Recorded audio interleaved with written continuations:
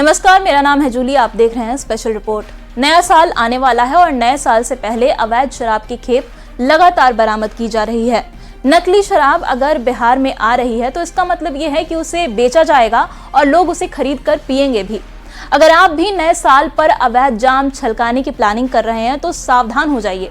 जहरीली शराब का घूंट लगाने से पहले आप उन घटनाओं को याद कर लीजिए जिसने कई परिवार अब तक उजाड़ दिए हैं। इस स्पेशल रिपोर्ट में हम उन्हीं परिवारों की बात करेंगे जो जहरीली शराब के कारण दर्दनाक मौत का मातम मना चुके हैं।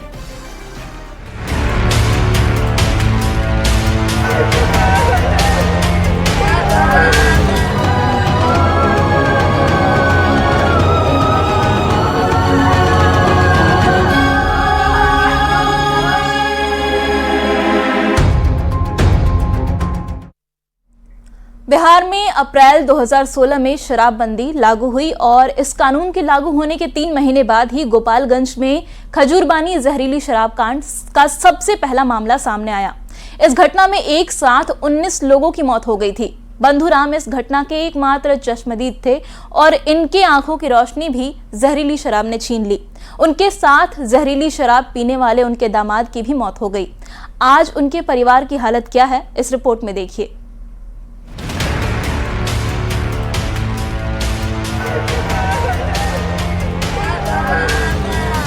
ये बंधुराम है। शराब की एक घूंट ने बंधुराम की दोनों आंखें छीन ली। इनका जीवन अंधेरे में डाल दिया। अब बंधुराम को चलने फिरने के लिए सहारा लेना पड़ता है। गोपालगंज के नगर थाना क्षेत्र के श्याम सिनेमा मोहल्ले के रहने वाले बंधुराम ने अपने दामाद अनिल कुमार के साथ शराब पी ली थी, जिसमें अनिल कुमार की मौत हो गई तो बंधुराम की दोनों आंखों की रोशनी चली गई। गलती से अब चले गए हैं शराब पीने के लिए, उसी में हमारा एक खजूरबानी कांड में हो गया है। कोई डेथ भी किया था आपका दामाद? हाँ, हमारा भाई का दामाद है, वो मनखासे भाई का बड़े दामाद है, वो डेथ कर गए थे। अब आप कैसे परिवार चला पाते हैं? अब हम कहाँ परिवार चला पाते, हम तो कहीं जा भी नहीं पाते हैं। दिखाई नहीं देता है तो हम कहाँ जा पाएंगे। अब किसी तरह गुजर बसर चल रहा है। कोई खाना वाना देता है तो खा लेते, ना तो ऐसे सो जाते भूख। जिस घटना में बंधुराम ने अपनी आंखें गंवाई वो बिहार का पहला शराब कांड था। साल था 2016, जगह गोपालगंज का खजूरबानी। जहरीली शराब ने 19 लोगों को लील लिया। तब शराबबंदी को लागू हुए करीब 3 महीने ही हुए थे।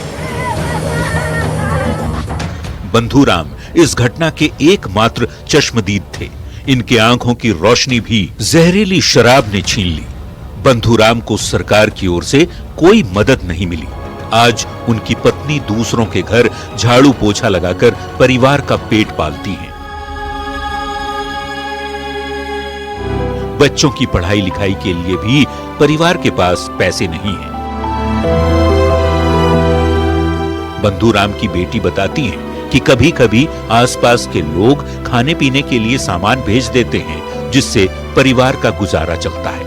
हम लोग ऐसे ही रहते हैं लोग, और हम लोग को पढ़ने की बहुत इच्छा था, तो पापा का खराब होने के कारण हम लोग नहीं पढ़ पाए। अब घर कैसे चलता है? घर मम्मी मेरी झाड़ू पोछा करती हैं, वो इसी से घर चलता है, और नहीं मिलता है तो हम लोग भूखे रह जाते हैं। बंधुराम के दामाद अनिल राम का परिवार भी जहरीली शराब की एक बूंद के कारण आए दुखों के सैलाब से उबर नहीं पाया। हादसे के बाद अनिल के परिवार को सरकार ने मुआवजे के तौर पर 4 लाख रुपए दिए थे। तभी अनिल की पत्नी अमृता देवी की रीढ़ की हड्डी टूट गई और सारा पैसा उनके इलाज में ही खत्म हो गया। बच्चे अभी छोटे हैं, कोई कमाने वाला घर पर नहीं है। ऐसे में अमृता अपने परिवार के भरण पोषण के लिए मायके वालों पर निर्भर हैं। पापा का जब डेथ हुआ तब तो हम लोग बहुत छोटे छोटे थे लोग, और अभी मम्मी का स्थिति बहुत ही खराब चल रहा है। और जो मेरे नाना जी हैं वो हम लोग का खर्चा चलाते हैं, वो रिक्शा चलाते हैं, उन्हीं से हम लोग खर्चा चलता है। जहरीली शराब की एक घूंट ने इस हंसते खेलते परिवार को तबाह कर दिया। मासूम बच्चों से उनके पिता का प्यार छीन लिया। अनिल राम की तरह दूसरे परिवारों की भी कहानी कुछ इसी तरह है। गोपालगंज के 19 घरों में मातम पसरा अब तक है। अब ये लोग खुद शराब के सेवन से तो तौबा कर ही चुके हैं, औरों को भी मौत की घूंट से दूर रहने के लिए जागरूक करते हैं। गोपालगंज से संवाददाता गोविंद कुमार के साथ ब्यूरो रिपोर्ट, न्यूज़ 18। शराब की एक बुरी लत ने एक साथ 19 परिवार को उजाड़ दिया। तब शराबबंदी नहीं थी, पर लोग उस हादसे के बाद क्या सतर्क हुए? कानून को लागू करना बेशक सरकार का काम है, पर उसके पालन में आप सबका सहयोग भी उतना ही जरूरी है। आपकी जिंदगी सबसे कीमती है, कोई नशा, कोई भी मुआवजा उससे बड़ा नहीं हो सकता। पर बिहार में लोग शराब कांड के बार बार होने के बाद भी बाज नहीं आ रहे। इसी साल छपरा में जहरीली शराब कांड में 30 से ज्यादा लोगों की मौत हो गई। उन परिवारों की भी कहानी आप देख लीजिए।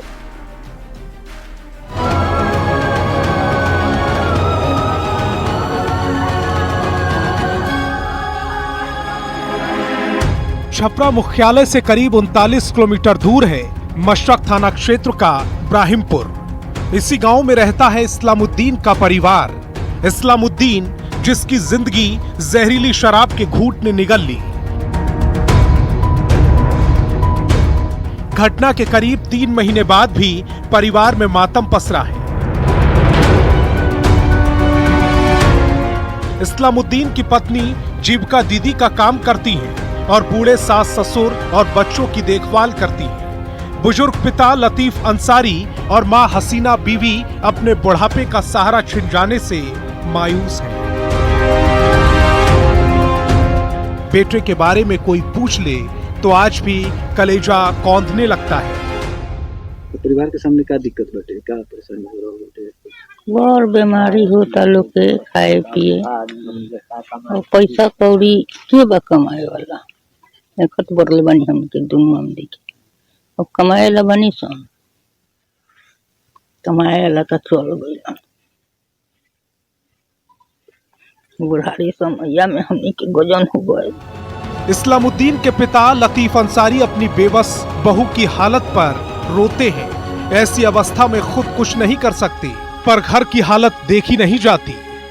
बाद में जे न तबाही हमनी के बागे हमनी के तो सब्जियों के पैसा नहीं खे की सब्जी उब्जी बनी की का बनी का ना।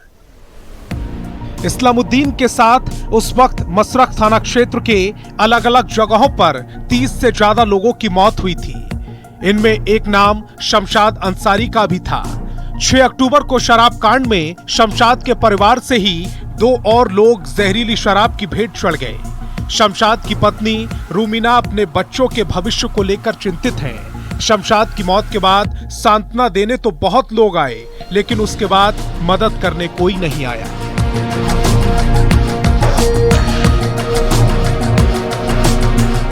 शमशाद मध्य प्रदेश के रायपुर में ट्रक ड्राइवर का काम करता था। परिवार से मिलने छुट्टी लेकर घर आया था। इसी दौरान उसने जहरीली शराब पी ली और उसकी मौत हो गई।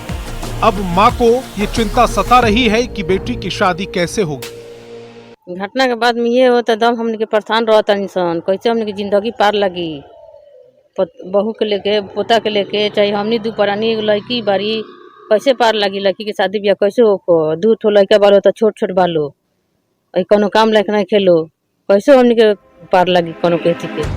शमशाद के पिता अली राजा दिल के मरीज हैं और इलाज कराने के पैसे नहीं हैं।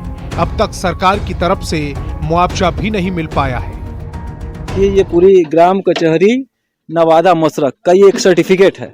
इसमें ये साफ तौर पर लिखा गया है कि इस परिवार के 7 आश्रित है, यानी उनके मृत्यु के बाद जो शमशाद अंसारी है उनकी मृत्यु के बाद परिवार के 7 लोग प्रभावित हुए हैं, जिसमें सबसे अधिक प्रभावित उनकी पत्नी हुई है जो पढ़ी लिखी भी है।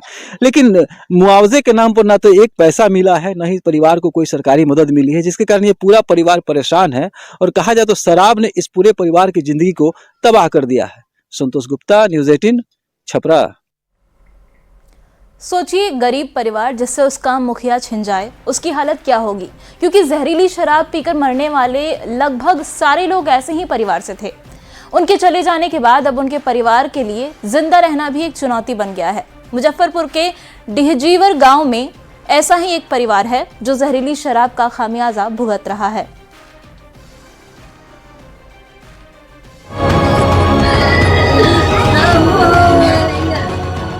रोती बिलखती इस महिला का नाम है रेणु। 22 अक्टूबर को इसका सुहाग उजड़ गया। श्याम को गए 2 महीने से ऊपर हो गए, पर रेणु का दर्द जस का तस है। बूढ़े माँ बाप बेटे को याद करके आज भी रो पड़ते हैं। जब बच्चे पूछते हैं कि पापा कहाँ हैं, तो किसी के पास कोई जवाब नहीं होता। बच्चों का दिल रखने के लिए उनकी माँ कहती है कि पापा बाजार गए हैं, और फिर झूठ मूठ का कॉल लगाकर पति से बात करके बच्चों को सांत्वना देती है। पापा को बहुत मिस होता है, लेकिन झूठे फूटे कान मुँह लगा लेते हैं, मतलब अपने आप से बात करते कि बोले पापा आएंगे, तो बोलता है नहीं मम्मी आप झूठ बोलते हैं। हम बोले नहीं बेटा, पापा बाहर गए हैं, कमा के आएंगे तो तुम लोग बहुत प्यार करेगा। तो बोला मम्मी नहीं, आप हमसे छिपाते हैं। अपने 2 मासूम बच्चों के भविष्य की चिंता रेणु को परेशान कर रही है। इनकी पढ़ाई लिखाई कैसे होगी, घर का गुजर बसर कैसे चलेगा, कुछ समझ ही नहीं आ रहा, क्योंकि घर के खर्च का जिम्मा श्याम के कंधों पर ही था। डिहजीवर के रहने वाले श्याम की उम्र 25 साल थी। टेंट हाउस और कपड़ा का दुकान चलाते थे, साथ में इंटर की पढ़ाई कर रहे थे। श्याम के भाई ने बताया कि जब से श्याम की मौत हुई है, परिवार से जैसे खुशियों का नाता ही टूट गया हो। वो बड़े भाई मतलब जानने करते घर का एक खंबा होता है जी, मतलब गुजर गया, मतलब कि अजब ही, मतलब कि अब घर का माहौल ही पूरा चेंज हो गया है जाने के बाद। अजीब लगता होगा जी, ये साथ में खेले कूदे थे, जहाँ भी जाते थे मतलब कि बाहर ले जाते थे अपने साथ। जहरीली शराब ने न सिर्फ श्याम की जिंदगी को छीना, बल्कि उसके साथ श्याम की पत्नी, दोनों बच्चे, 2 भाई, माँ बाप और अपनों की खुशी भी छीन ली। मासूम बच्चों का भविष्य छीन लिया। ये बच्चे तो बेचारे आज भी इस बात से अनजान हैं कि इनके सर से पिता का साया छिन चुका है। परिजनों ने बताया कि श्याम अपने दोस्त मुकेश के साथ शराब पीने गया। 22 अक्टूबर को उसकी मौत हो गई। फिर 23 अक्टूबर को उसके दोस्त ने भी दम तोड़ दिया। श्याम और मुकेश की मौत के बाद उनका परिवार हर रोज तिल तिल कर मर रहा है। मुजफ्फरपुर से संवाददाता प्रियांक सौरभ के साथ ब्यूरो रिपोर्ट। अब आपको सिवान लेकर चलते हैं। यहाँ भी जहरीली शराब ने कई जिंदगियां उजाड़ दी। जिले के भगवानपुर थाना क्षेत्र में 28 लोगों की मौत अक्टूबर महीने में हुई। प्रशासन ने अभी तक मौत की वजह साफ नहीं की है, पर परिजन चीख चीख कर ये कह रहे हैं कि इनकी जान जहरीली घूंट नहीं ली है।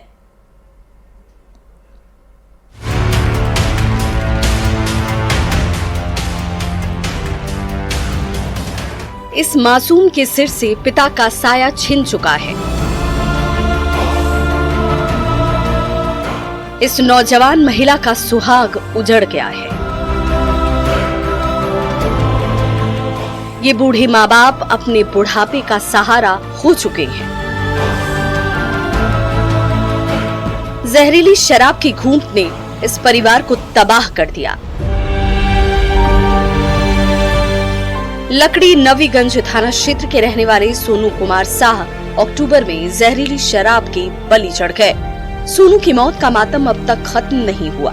परिवार आज भी एल्बम देख देख कर अपने पुराने खुशहाल दिनों को याद कर रो देता है। भइल कुछ हो ना रहे, सुध गई आज भोरे ले सुबह ले ठीक रहनी, ओबरा ले अब 12 बजे के बाद से बोलता नहीं कि आंखें नहीं के खुलत थी ना के हुआ। सोनू की मौत के बाद शराब कांड को लेकर काफी हो हल्ला हुआ। पुलिस ने इस बात की पुष्टि नहीं की कि मौत शराब पीने से ही हुई है, पर घर के लोगों का साफ कहना है कि मौत से पहले सोनू ने शराब पी थी। पर हैरानी की बात तो ये कि इस घटना के बाद भी न तो शराब माफिया बाज आए, न ही पीने वाले। स्थानीय लोगों का कहना है कि आज भी शराब मिल रही है और लोग चोरी छिपे इसे पी रहे हैं और बेच भी रहे हैं। सबसे बड़ी बात है कि सरकार ने बहुत बड़ी योजना के तहत शराब बंदी का ये किया, लेकिन शराब बंदी सफल नहीं हो पाया। हमारे समाज के कुछ विध्वंसकारी तत्व जो समाज के ताना बाना को खराब करने का काम कर रहा है, इससे हम आम जनता को भी कहना चाहेंगे, लोगों को भी जागरूक होना पड़ेगा। जाहिर सी बात है कि अगर शराब बेची जा रही है तो कोई उसे खरीद भी रहा है, यानी लोग इन घटनाओं से सबक नहीं ले रहे। सोनू के साथ उस दिन दीपक कुमार साह ने भी जहरीली शराब पी थी और वो भी इस जहरीली शराब की भेंट चढ़ गए। जब सिवान के भगवानपुर और नबीगंज में जहरीली शराब कांड हुआ था तो उसमें कई लोगों की जानें गंवानी पड़ी थी। भगवानपुर थाना क्षेत्र में 28 लोगों की, तो वहीं लकड़ी नबीगंज में 2 लोगों की मौत की प्रशासन द्वारा पुष्टि कर दी गई थी। उसमें ये घर दीपक सोनी का है, जहां आज भी शराब से मौत की दास्तां बयां कर रही है।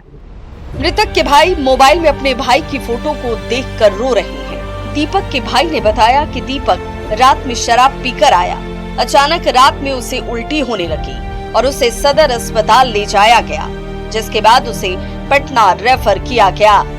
पटना ले जाने के वक्त ही उसके रास्ते में मौत हो गई। रात में आई से सो गए, सोने सुबह उन्हें अचानक तबीयत बिगड़ने लगी, वोमिटिंग होने लगी। इस सब बारे में पता करते तो पता चला कि लोग जहरीली शराब पिए, जिनको जब हम लोग अस्पताल ले गए, वहाँ इलाज चौरा, यहाँ से फिर अपने नबीगंज स्वास्थ्य केंद्र से यहाँ पर थोड़ा ट्रीटमेंट हुआ, वो रेफर कर दिया सिवान के लिए। सिवान गए, वहाँ पर थोड़ा ट्रीटमेंट हुआ, उसके बाद वहाँ पर हालत और बिगड़ने लगी। हालत बिगड़ने वहाँ उसके दौरान वहाँ से हमको पटना रेफर कर दिया PMCH। रास्ते में जाते दौरान उनको देहांत हो गई। दीपक की मौत के बाद स्थानीय लोग गुस्से में हैं। चश्मदीद का मानना है कि आज भी चोरी छिपे शराब बिक रही है और आज भी लोग अपनी जान को जोखिम में डालकर शराब पी रहे हैं। समय समय पर प्रशासन पहल करते रहता है, कार्रवाइयां होते रहती है, तो वही आम लोगों का दायित्व तो बनता है कि शराब को लेकर बड़ी मुहिम चलाएं, खुद जागरूक हो और दूसरे को जागरूक करें, ताकि इस तरह की जो जहरीली शराब से मौतें होती है उससे बची जा सके। मृत्युंजय सिंह, न्यूज़ 18 सिवान।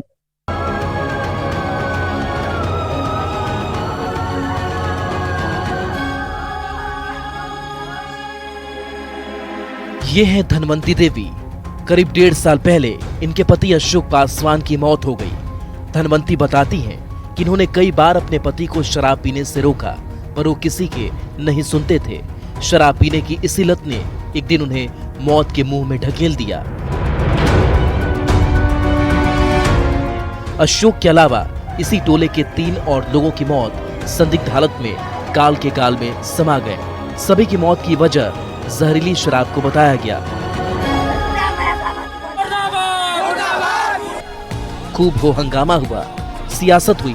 सरकार ने पीड़ित परिवारों को 4 लाख रुपए मुआवजा दिया। अशोक के परिवार को भी मुआवजा मिला, पर सारे पैसे श्राद्ध और उसके बाद बेटी की शादी में खर्च हो गए। अपना आदमी ना याद आई, अब बेरा कुछ करता नहीं थे, बेरा रुपया बता आयल चल गया। आदमी हमारे थोड़ी है, बता उतने आदमी रही जिंदगी में 4 लाख के मिले, ज्यादा कमा ले। जहरीली शराब से जान गंवाने वाले ध्रुव पासवान की पत्नी बिंदु देवी भी इसी हाल में है। सरकार से मिले मुआवजे के पैसे बेटी की शादी और घर बनाने में खर्च हो गए। अब 2 जून की रोटी के लिए लाले पड़ रहे हैं। जकर गर्जियन नहीं के ओकरा तो कबो तक तबाही रही। का करनी, पैसा मिलल तो का करनी? बेटी के शादी में लगौनी, दिन उतरले रहनी सा। अब अपने का करी लेके कि अब तू नहीं खान, बाल बच्चा कर खान तो बाल बच्चा कथी करता? अब देखत बोलला बानी दूसरा के गाड़ी चलावला से कथी होता? फिर मन तनी बाल बच्चा सज्ञान होई, अभी कहिया ना कहिया का करी का ना, तो फिर हमनी के तो बारे में सोचे के चाहिए नु, जो हमनी जकर मालिक नहीं के ओकर पर बस्ती केंग होई। मृतक ध्रुव पासवान के बेटे अजित पासवान अपने पिता की मौत के सदमे से अब तक नहीं उबर पाए हैं। इन्होंने सौगंध ली है कि जीवन में कभी शराब को हाथ तक नहीं लगाएंगे। हमारे यहाँ पे एक गाँव में 4 आदमी। कौन कौन लोग मरे, तो कुछ जानकारी है? अशोक पासवान, एक छोटू, एक जटारा। यहाँ भी अशोक पासवान मेरा फूफा जी थे। पापा को मना नहीं कर रहे थे कभी? पापा को मना करते थे, मगर अब उस दिन हम ये तो नहीं जानते, तो हम थे बाहर। अब यहाँ आए, जाके उधर बाहर से इधर से पी कर आए, देवरी वोरी कराने गए थे, वहीं दारू पिए, वहाँ से आए तब तक तबीयत खराब हो गया, एकदम डायरेक्ट मर गए। तो अब तो पापा नहीं है, तो तुम भी शराब पीता है क्या? नहीं, हम लोग नहीं पीते हैं सर। प्रण ले लिया कि शराब नहीं पिएंगे? ना, नहीं।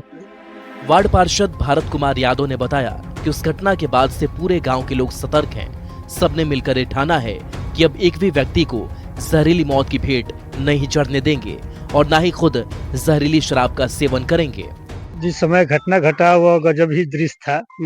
एक गांव में पड़ोसी में 4 आदमी मर गया शराब पीकर, और लमसम 25-30 आदमी बीमार हुए। इनको सभी लोग को हम ले आकर सदर हॉस्पिटल में एडमिट भी कराए। आपके गांव के कितने लोग मर गए? 4 आदमी मर गए थे। अब शराब, जहरीली शराब माने जहरीली शराब तो अभी यहाँ इस गांव में जो घटना घटा है, यहाँ कोई सबक लिया है लोग, सबक लिया है लोग, यहाँ कोई शराब नहीं, देसी शराब लोग ना, यहाँ कोई शराब नहीं बेचता है। लक्ष्मीपुर गांव में जहरीली शराब ने 4 घर उजाड़ दिए। जिन घरों के सदस्य की मौत हुई वो आज तक मानसिक और आर्थिक रूप से जूझ रहे हैं। परिवार की आर्थिक स्थिति बेहतर नहीं है, क्योंकि उनके परिवार के जो मुखिया है उनकी मौत जहरीली शराब के पीने से हो गई थी। लेकिन तमाम लोग सचेत जरूर हैं और सभी परिवार के लोगों को भी ये संदेश देते हैं कि शराब का सेवन नहीं करनी चाहिए। अवनीश कुमार, न्यूज 18, पूर्वी चंपारण।